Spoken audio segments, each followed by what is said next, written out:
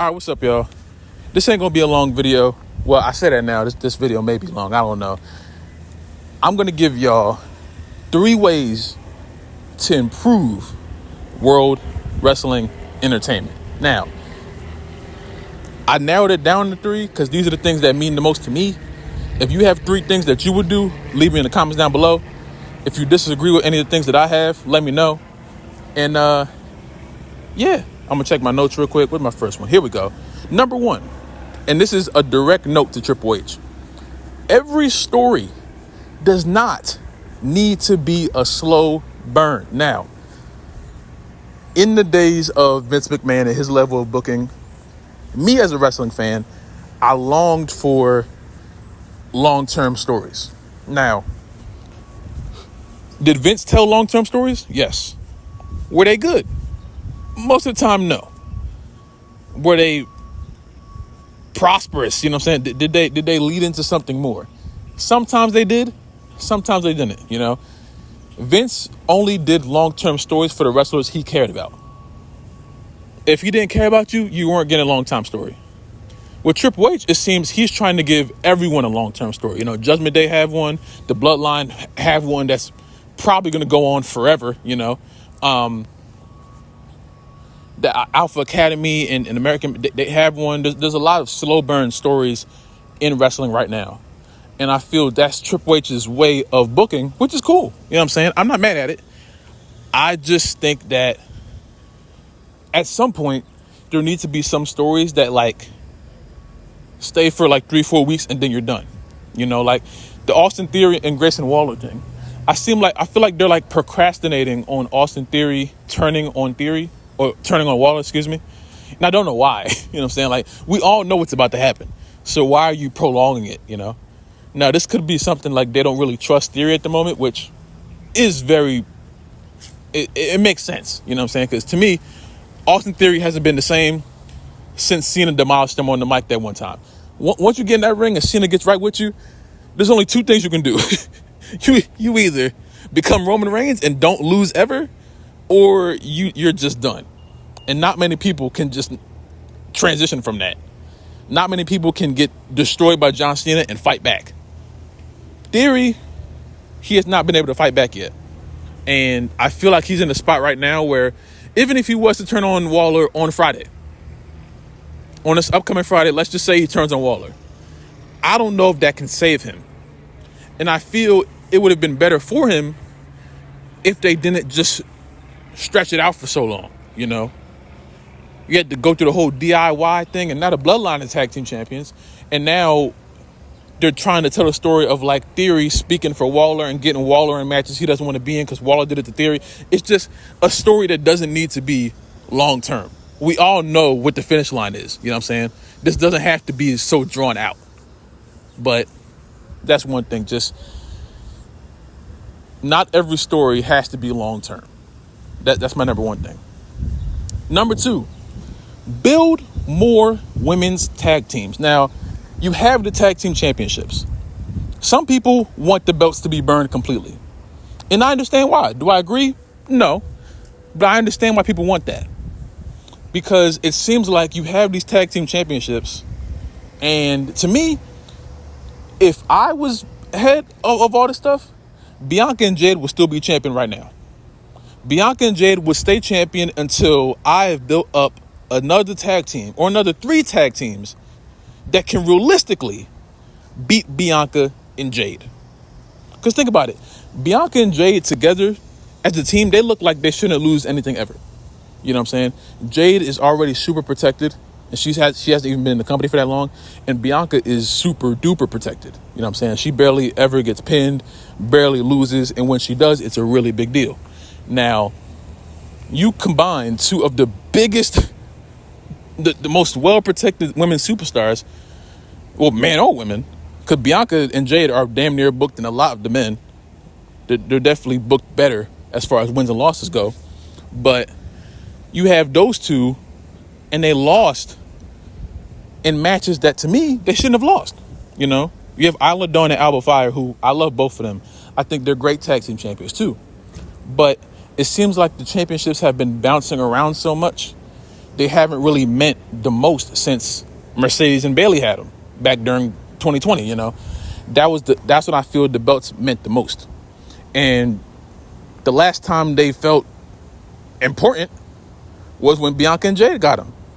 Because I was telling people, as soon as they made that tag team, I was like, look, you put those belts on Bianca and Jade, they don't drop them. They don't drop them at all. Like, that's it. You just wrap it up right there. Until you've made an entire division of 3 to 6 women's tag teams that aren't just thrown together. It's not just Tegan Nox and Liv Morgan or Tegan Nox or whoever. You got Damage Control. You got Unholy Union. You got what they calling Shayna, Zoe. They're calling the Fusion, whatever it's called, the Fusion Group. I don't know what they call them, but something Fusion. Whatever tag you got. I'm trying to think now. See, even the fact that I'm trying to think, that's within itself, to me, that's a problem. I feel like there's a lot more women's tag teams on NXT. I just don't know who they're teamed up with. You know what I'm saying? It seems like their tag team division is a lot more prosperous. I just don't remember who's on the teams, And I think that's a problem that they created as soon as they took the NXT tag team women's championships away from NXT. As soon as they took those belts away, it was done, And I think one of the worst things they did is when they had Ronda and Shayna, I think they've defeated Alba and Isla. And they had them both tap out at the same time. That right there, I was like, okay, you did that, And they had Liv Morgan just teaming up with Rhea Ripley, and then she was teaming up with Raquel Rodriguez. And you just throwing superstars in these tag teams, and there's no continuity. You know what I'm saying? It doesn't feel like you know what you're doing because you're just throwing the superstars in tag teams. You know what I'm saying? You're just throwing them in tag teams, and there's no legitimacy to the division. It doesn't seem like it's a division. It seems like you have the champions, and then you just have wrestlers you put together, And I remember that era of when they were just throwing Tegan Nox together with anybody. And it's like, bro, Tegan Nox and Natalya, they were just throwing tag teams together just to say they got tag teams. And the reality of it, they don't really have a tag team division.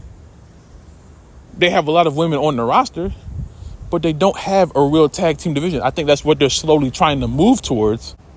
I think until they can fully build a tag team division for the women that isn't just tag teams they just threw together, then and only then can you build on having an actual division and having actual challengers for whoever's the champion.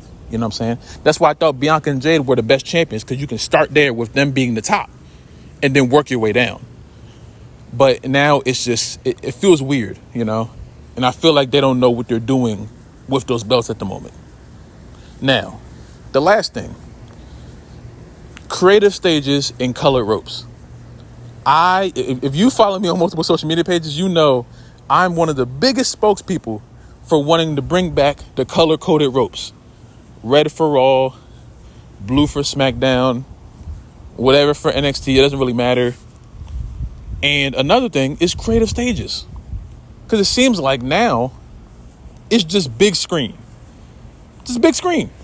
They have a show and they do a big screen. If they do a SummerSlam, long ramp. Big screen, long ramp. That's their thing now.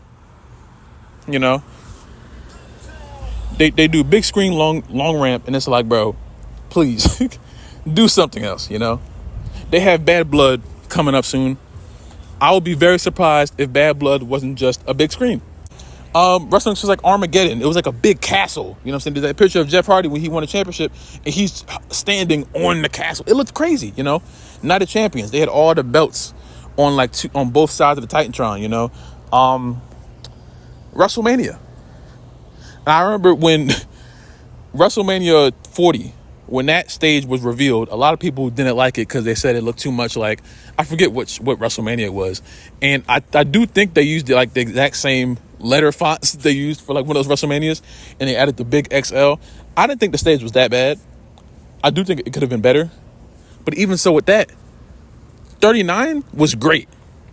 I wish I was at that show. I wish I could have seen that live, because that stage, to me, is a top 3 WrestleMania stage of all time. Could they put care into it with the whole Hollywood presentation? It looked freaking amazing. WrestleMania 40 was definitely a downgrade from 39. But we've had so many like really good arenas for WrestleMania, like 25. I think 17 was really cool from what I remember. But then you have the WrestleMania with the big play button. You have the one WrestleMania, I think it might have been 33 or 32, I don't know, where it was just big screen, you know what I'm saying? And that was before they started doing big screen with all the shows. Now it's just big screen with every show, you know what I'm saying? So I think all of these things have to do with presentation, And even if they never change the color of the ropes, if it's always white, you know what I'm saying? At least make more creative stages. Now, I understand they're about saving money now. They don't feel like bringing all the assets over from show to show, and I completely understand that.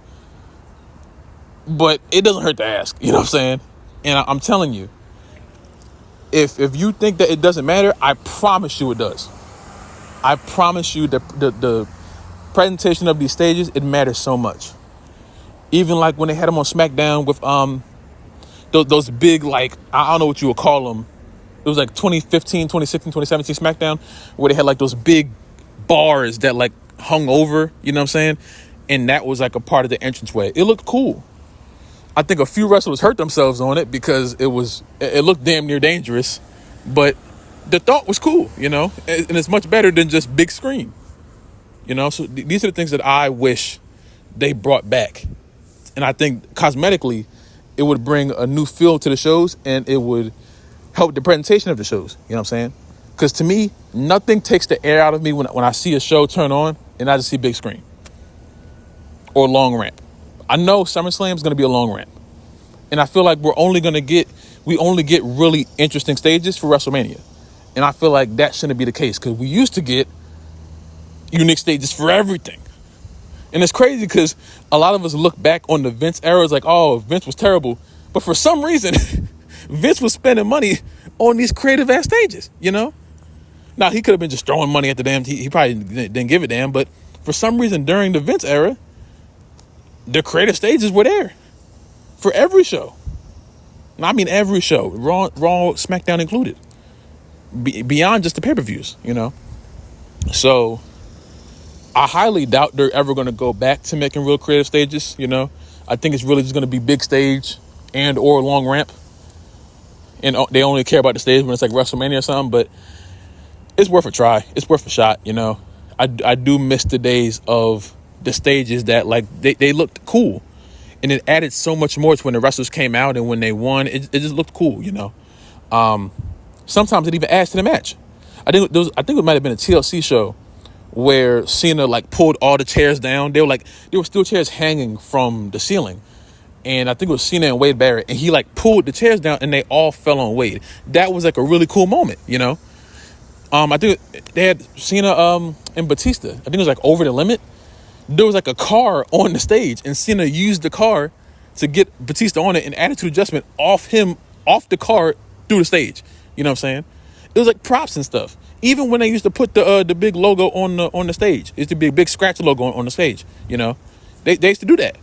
They don't do it anymore for some reason. But I think all of that stuff adds to the presentation of your program. And if you can do that in the right way, it just looks better, But that's just me. Do y'all care about creative stages and colored ropes? Let me know. If there's anything that you think they can do to make their show better, cosmetically or creatively, let me know in the comments down below. If you like the video, subscribe. If you have not already, comment down below. Can we do the next stage? I love you guys. Praise God. And I will see you in the next video, man.